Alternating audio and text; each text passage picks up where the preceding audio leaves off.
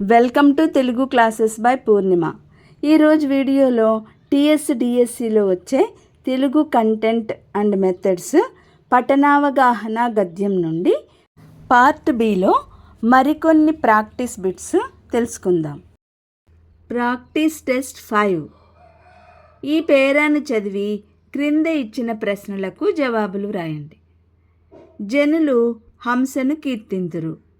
నన్ను నల్లకాకి అని చులకనగా అందురు. నేను హంస కంటే వేగంగా ఎగరగలను. హంసను ఒకసారి సవాలు చేసి దానిని ఓడింపవలెను అని అనుకున్న కాకి సముద్ర మధ్యమున ఉన్న ఒక ద్వీపము పైకి తనతో పాటు ఎగురవలసినదిగా హంసను పోటీకి పిలిచెను. హంస అందుకు ఒప్పుకోలేదు, కానీ కాకి బలవంతం చేసెను. హంస కాకి రెండును ఆకాశ మార్గమున ఎగిరిపోయినవి. మొదట కాకి చాలా వేగముగా ఎగురుచు తన సహజ వేగంతో ఎగురుచున్న హంస కంటే ముందుకు దాటిపోయాను. త్వరగా అలసిపోయి కాకి క్రిందకు పడిపోవుచుండెను. కాకి మీద జాలిపడి హంస తన రెక్కలపై కాకిని ఎక్కించుకొని ఎగిరి క్షేమముగా ఆ ద్వీపమునకు చేర్చెను. కాకి సిగ్గుపడెను. కాకి తెలివిగలది, గర్వము గలది, అణకువ గలది, అసూయ కలది. సరైన సమాధానం అసూయ కలది. హంస కాకి ప్రేరేపణను ఇష్టపడెను. చిట్ట చివరకు కాకి ప్రేరేపణను త్రోసివేసెను. చిట్ట చివరకు కాకి ప్రేరేపణకు ఒప్పుకొనెను. కాకి ప్రేరేపణను పరిహసించెను. సరైన సమాధానం చిట్ట చివరకు కాకి ప్రేరేపణకు ఒప్పుకొనెను. కాకి హంసకు చేసిన సూచన తాము ఒకరికొకరు సాయము చేసుకొనవలెనని, ఎగురుటలో పోటీ పడవలెనని, కలిసి ఆ ద్వీపమును చూతమని, వనభోజనమునకు పోదుము అని. దీనిలో సరైన సమాధానం ఎగురుటలో పోటీ పడవలెనని. హంసతో పోటీపడి హంసను ఓడింపవలనని కాకి అనుకొనుటకు కారణము తాను పొగడబడవలనని భావించను. హంస పొగడబడవలనని భావించను. హంసను నల్లనైనదని అనవలనని భావించను. హంస తనపై జాలి పడవలనని భావించను. తాను పొగడబడవలనని భావించను అనేది సరైన సమాధానం. కాకివలే కాక తన సహజ వేగముతోనే ఎగిరెను. ఎందువలననగా హంసకు కాకి అనిన భయము. తనను గూర్చి తాను గర్వపడెను. ఫలితం ఎట్లుండునో రూఢిగా తెలియదు. తనపై తనకు పూర్తి విశ్వాసము ఉండెను. దీనిలో సరైన సమాధానం తనపై తనకు పూర్తి విశ్వాసము ఉండెను. Practice test 6. దీనిలో ఈ పేరా చదివి క్రింద ప్రశ్నలకు జవాబులు రాయవలెను. అమెరికాకు మొట్టమొదటి అధ్యక్షుడు జార్జ్ వాషింగ్టన్. అతడు 6 ఏళ్లవాడుగా ఉన్నప్పుడు అతనికి వాని తండ్రి ఒక చిన్న గొడ్డలిని కానుకగా ఇచ్చెను. అతడు 6 ఏళ్లవాడుగా ఉన్నప్పుడు అతనికి వాని తండ్రి ఒక చిన్న గొడ్డలిని కానుకగా ఇచ్చెను. జార్జికి అది బాగా నచ్చింది. అతడు దానిని ఉపయోగించవలెనని అనుకొనెను. అతడు ఒక తోటలోనికి వెళ్ళెను. మొదట చిన్న మొక్కలపైనను తరువాత ఒక యాపిల్ చెట్టుపైనను దానిని అతడు ప్రయోగించెను. యాపిల్ చెట్టు కాండము చాలా మందముగా ఉన్నందున దానిని అతడు లోతుగా నరికినను ఆ చెట్టు మాత్రము పడలేదు. ఆ సాయంత్రము అదే తోటలో నడుచుచు అతని తండ్రి సగము నరికియుండిన యాపిల్ చెట్టును చూసెను. అతడు చాలా కోపముతో, ఎవరు ఈ పని చేసినారు? ఎవరు చేసినను వానికి దెబ్బలు తప్పవు అని అరిచెను. జార్జికి తండ్రి మాటలు వినపడినవి. అతడు భయముతో వణికిపోవచ్చు తానే ఆ పని చేసితినని తండ్రితో అనెను.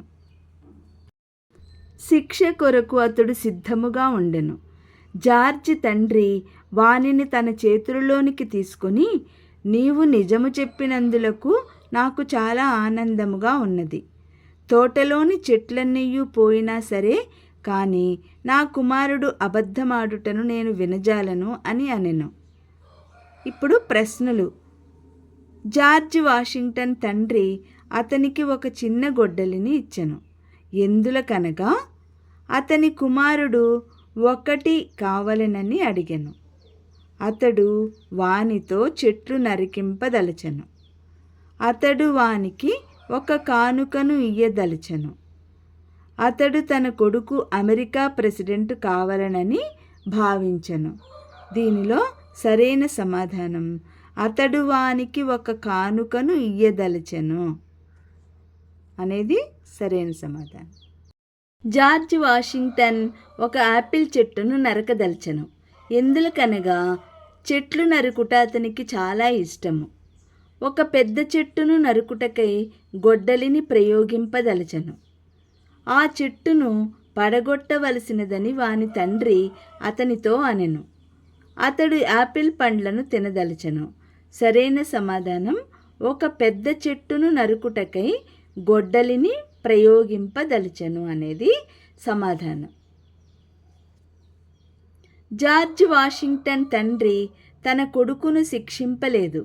ఎందులకనగా అతడు వానిని చాలా ప్రేమించెను.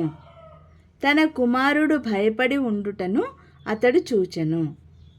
తన కొడుకు నిజము చెప్పినందులకు అతడు తృప్తి చెందెను. అతని కొడుకుకు ఆ కానుక నచ్చెను. సరైన సమాధానం తన కొడుకు నిజము చెప్పినందులకు అతడు తృప్తి చెందెను. తాను యాపిల్ చెట్టును నరికితనని జార్జ్ వాషింగ్టన్ ఒప్పుకొనెను. ఎందులకనగా నిజము చెప్పుటకు అతడు భయపడలేదు. తాను గొడ్డలిని ఉపయోగించగలనని అతడు నిరూపించదలచెను. అతనికి వాని తండ్రి అనిన భయము లేదు.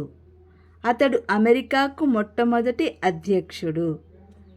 నిజము చెప్పుటకు అతడు భయపడలేదు అనేది సరైన సమాధానం. జార్జ్ వాషింగ్టన్ తండ్రి తోటలోని చెట్లన్నీయూ పోయినను సరే కానీ నా కుమారుడు అబద్ధమాడుటను నేను వినజాలను అని అనెను. దీని వలన తెలియనిదేమనగా అతని తండ్రికి చెట్లపై ప్రేమ లేనే లేదు. అన్నిటికంటే చెట్లపై ఎక్కువ ప్రేమ కలదు. నిజాయితీ అనిన చాలా ఇష్టము. ఎవరిని శిక్షించుటకును ఇష్టము లేదు. నిజాయితీ అనిన చాలా ఇష్టము అనేది సమాధానం. Practice test 7. పేరా చదివి క్రింద ఇచ్చిన ప్రశ్నలకు జవాబులు వ్రాయాలి. నవ్య సాహిత్య చరిత్రలో ఆంగ్ల కాల్పనికోద్యమ మానపు పత్రిక ఏ భావకవిత్వము? ఇది లిరిక్కు సమానార్థకము. దీనిని దువ్వూరి రామిరెడ్డి గారు గీత కవిత్వమని, దేములపల్లి కృష్ణశాస్త్రి గారు కాల్పనిక కవిత్వమని, రాయప్రోలు వారు అభినవ కవిత అనియు, నోరి నరసింహరావు గారు శాస్త్రి గారు నవ్య కవిత అనియు వ్యవహరించారు. ఇందు భావ వ్యక్తీకరణకే కవులు ఎక్కువ ప్రాధాన్యం ఇచ్చి ఉండుటచే గాడిచెర్ల హరిసర్వోత్తమరావు కాబోలు దీనికి భావకవిత్వమని పేరు పెట్టారు. అప్పటి నుండి ఆ పేరే సర్వాంగీకారముగా బహుళ ప్రచారము పొందినది. డాక్టర్ సి నారాయణ రెడ్డి తన ఆధునికాంధ్ర కవిత్వము, సంప్రదాయములు, ప్రయోగములు అను సిద్ధాంత వ్యాసమునందును భావకవిత్వ స్వరూప స్వభావములను, వాటిపై వచ్చిన విమర్శలను, భావకవుల ప్రత్యేకతను గురించి వివరించి ఉన్నారు. భావకవిత్వము తెచ్చిన విప్లవాత్మకమైన మార్పులను గురించి డాక్టర్ వెల్చేరు నారాయణరావు గారు తెలుగులో కవితా విప్లవాల స్వరూపం అను సిద్ధాంత గ్రంథము పరిశీలించినారు. భావకవిత్వము ప్రాచీన కవిత్వానికి సంబంధించినది. నవ్య సాహిత్యానికి సంబంధించినది. ఆంగ్ల సాహిత్యానికి భిన్నమైనది. పైవన్నీ. సరైన సమాధానం నవ్య సాహిత్యానికి సంబంధించినది. కాల్పనికోద్యమపు ప్రభావం వల్ల ఏర్పడిన కవితా శాఖ. అతి నవ్య కవిత్వము, నవ్య సాహిత్యము, భావ కవిత్వము, మానస కవిత్వము. సరైన సమాధానం భావ కవిత్వము. భావ కవిత్వానికి దువ్వూరి రామిరెడ్డి గారు పెట్టిన పేరు లిరిక్, అభినవ కవిత, గీత కవిత్వం, అభినవ కవిత్వం. గీత కవిత్వం. భావ కవిత్వాన్ని అభినవ కవితగా పేర్కొన్నది దువ్వూరి రామిరెడ్డి, దేములపల్లి కృష్ణశాస్త్రి, నోరి నరసింహశాస్త్రి, రాయప్రోలు. సమాధానం రాయప్రోలు. భావకవిత్వానికి ఆ పేరును పెట్టినది గాడిచెర్ల హరిసర్వోత్తమరావు, దువ్వూరి రామిరెడ్డి, నోరి నరసింహశాస్త్రి, రాయప్రోలు. సరైన సమాధానం గాడిచెర్ల హరిసర్వోత్తమరావు. రేపటి వీడియోలో మరికొన్ని ప్రాక్టీస్ టెస్ట్లు తెలుసుకుందాం. ఈ వీడియో తప్పకుండా లైక్ చేయండి, షేర్ చేయండి. మరిన్ని ముఖ్యమైన వీడియోల కోసం సబ్స్క్రైబ్ చేసుకోండి.